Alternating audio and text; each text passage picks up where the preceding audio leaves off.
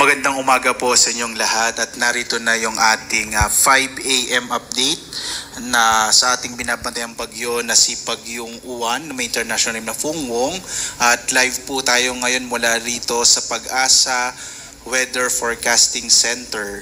So as of 4 a.m., ang huling lokasyon na itong bagyong si Uwan ay huling namataan yung sentro ng mata ng Bagyong Uwan na sa 195 kilometers silangan sa lalawigan ng Virac sa Catanduanes. Kung makikita po ninyo, halos kitang-kita na yung mata ng bagyong si Uwan. Pinapakita nito na napakalakas po nitong bagyong ating minomonitor. At palapit na ito sa may bahagi ng Catanduanes. Hindi natin inaalis yung posibilidad na maaari itong mag-landfall. Kapag sinabi po nating landfall, yung sentro ng mata ng bagyo ay tatama sa kalupaan.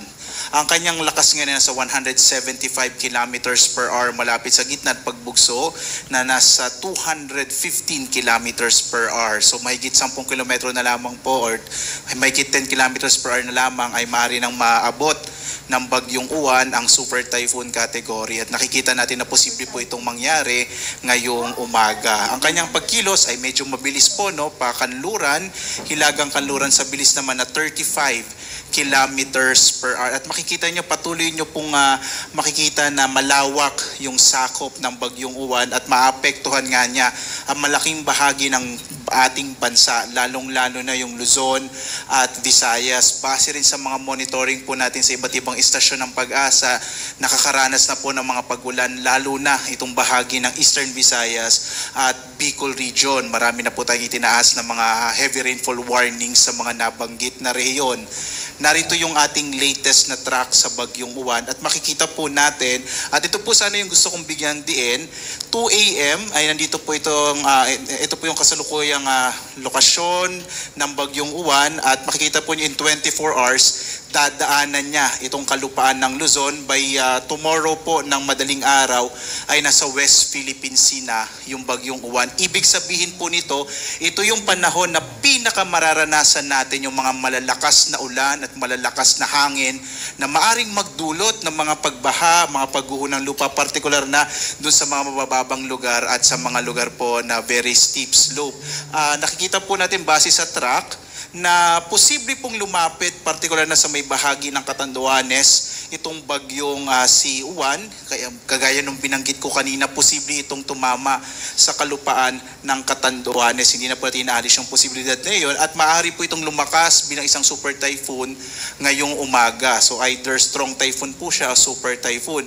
At makikita rin natin na mamayang gabi, inaasahan na po natin natatama naman sa kalupaan, either Aurora po or sa may southern part ng Isabela yung bagyo, at babaybayin niya po itong northern or central Luzon bago tuluyang lumabas ng patungo po sa may West Philippine Sea bukas ng madaling araw. Inuulit ko po, pinakamararanasan yung malalakas na mga ulan at malalakas na hangin na dulot ng Bagyong Uwan simula po ngayong araw ng Linggo hanggang bukas, lalo na po bukas ng umaga ng Lunes. Posible naman itong lumabas ng Philippine Area of Responsibility araw po ng Martes. Posible po umaga ng Martes. Makikita po natin sa track, maaari siyang muling pumasok ng Philippine Area of Responsibility araw ng Huwebes, patungo po dito sa may bahagi ng Taiwan.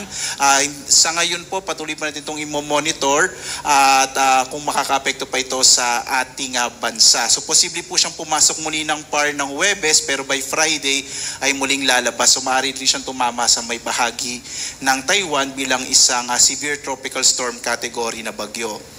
Sa ngayon nga po, nakataas ang signal number 4, particular na sa Polillo Islands, eastern and central portion ng Camarines Norte, eastern portion ng Camarines Sur, sa Catanduanes, eastern portion ng Albay. Signal number 3 naman ngayon sa may southern portion ng mainland Cagayan, Isabela, Quirino, Nueva Vizcaya, Kalinga, the southern portion ng Abra Mountain Province, Ifugao, Benguet, central and southern portions ng Ilocos Sur, La Union, Pangasinan, Zambales. Sa amin po dyan sa Bataan, Tarlac, Pampanga, Nueva Ecija, Bulacan, Aurora, at ang Metro Manila po ay nasa ilalim na ngayon ng signal number 3. Cavite, eastern portion ng Batangas, Laguna, Rizal, nalalabing bahagi ng Quezon, Camarines Norte, Camarines Sur, nalalabing bahagi ng Albay, Sorsogon, Ticao at Burias Islands, Northern Samar, northern portion of Eastern Samar at northern portion ng Samar.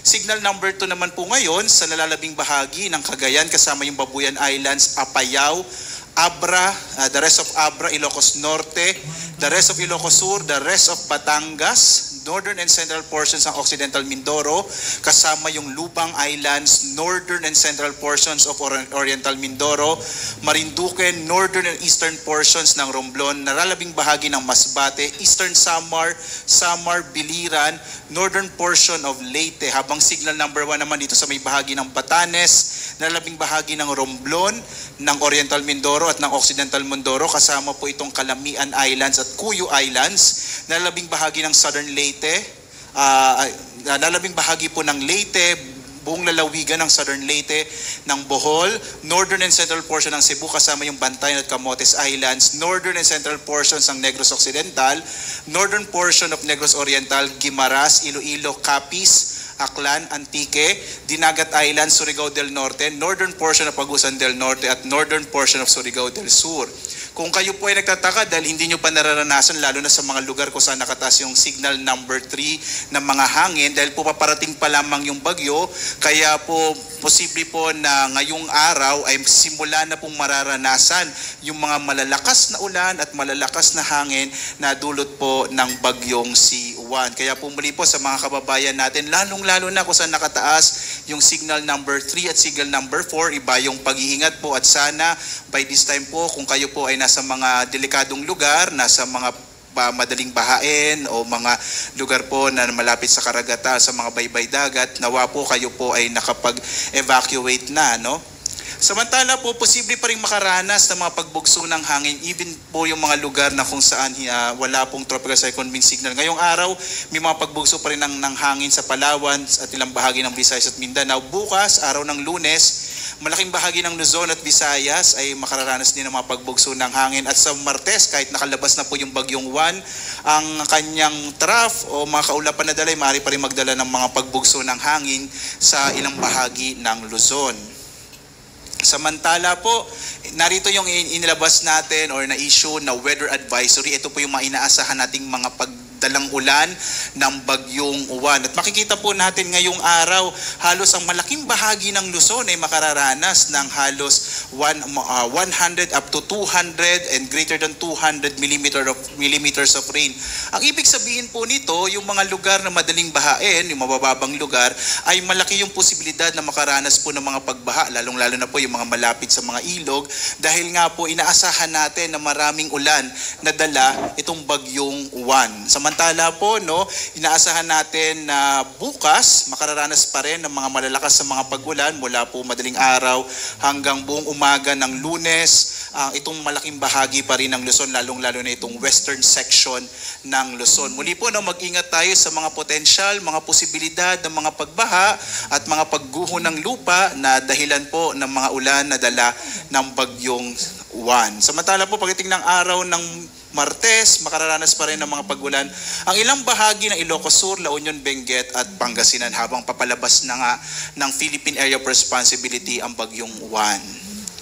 Narito naman po yung ating in-issue na storm surge warning. Ang ibig sabihin po ng storm surge, ito po yung daluyong o mga malalaking alon, partikular na sa mga baybay dagat na dulot po ng papalapit na bagyo. Makikita po natin may 3 metro ang taas ng alon, lalong-lalo na dito sa may silangang bahagi ng northern, central, southern Luzon. So yung Albay, Aurora, Cagayan, Camarines Norte, Camarines Sur, Catanduanes, Isabela, La Union, Pangasinan, Quezon at Sorsogon. Ito pong mga nakapula ay makararanas po ng hanggang mahigit 3 metrong taas ng alon po sa baybay dagat. Habang ang nalalabing bahagi ng Cagayan, Camarines Sur, Ilocos Sur, Northern Samar, Pangasinan, Quezon at Zambales, makararanas naman ng 2.1 up to 3 meters na taas ng daluyong. Samantala po sa iba pang bahagi ng Luzon, itong Bataan, Bulacan, Cagayan, Cavite, Eastern Samar, Ilocos Norte, Metro Manila, partikular na nga dyan sa may bahagi ng Manila Bay, gayon din sa Pampanga, Dinagat Island, Surigao del Norte at Batangas. Makararanas din po ng hanggang 1 hanggang 2 metrong taas ng alon. Kaya iba yung pag-iingat po. Kung kayo po ay nasa mga baybay dagat, mainam po na lumayo na kayo sa lugar na iyon dahil nga maaari pong makaranas ng daluyong ang mga bahaging ito ng ating bansa. Narito naman po yung nakataas na gale warning. Ito naman po yung inaasahan nating malalaking mga pag-alon sa ating karagatan. Kaya delikado na po maglayag yung mga sasakyang pandagat at mga maliliit na mga bangka dito po sa karagatan ng ating bansa, partikular na sa Batanes, Cagayan, kasama yung Babuyan Islands, Isabela, Aurora, Quezon, kasama yung Polillo Islands. Gayon din po yung Camarines Norte, Camarines Sur, Catanduanes, Albay, Sorsogon, Ilocos Norte, Ilocos Sur, La Union, Pangasinan, Zambales, Bataan, sa Metro Manila, Cavite, gayon din po sa Batangas, sa Lubang Islands, Marinduque, Masbate, Romblon, Northern Coast of Cebu, kasama yung Bantayan at Camotes Island sa Biliran, Leyte, gayon din sa Southern Leyte, Samar, Surigao del Sur, Northern Samar, Eastern Samar, Dinagat Island, Surigao del Norte, kasama yung Siargao at Bocas Grande Island. So dahil po sa epekto ng bagyong uwan, magiging maalon yung karagatan, kaya iwasan mo na pong pumalawat dito sa mga nabanggit po na lugar. At magbibigay po tayo ulit ng update mamayang 8:00 ng umaga para po sa ating binabantayang bagyo na si Bagyong Uwan. Nais ko lang po ulit bigyan ng diin. Ngayong araw po hanggang bukas, lalo na po bukas ng umaga, mararanasan natin yung mga malalakas na hangin at malalakas na ulan na dala ng Bagyong Uwan. Lalong-lalo na po dito sa may northern at central Luzon, maging ilang bahagi po ng southern Luzon, dahil po dito po dadaan yung Bagyong Uwan starting ngayong araw ng linggo. Kaya mag-ingat po kayo mga kababayan dahil po malakas po itong bagyong mararanasan ng ating bansa. At live po na nagbibigay update mula dito sa Pag-asa Weather Forecasting Center. Ako si Obet Badrina. Maghanda po tayo para sa isang ligtas na Pilipinas. Maraming salamat po. Mag-ingat po tayong lahat.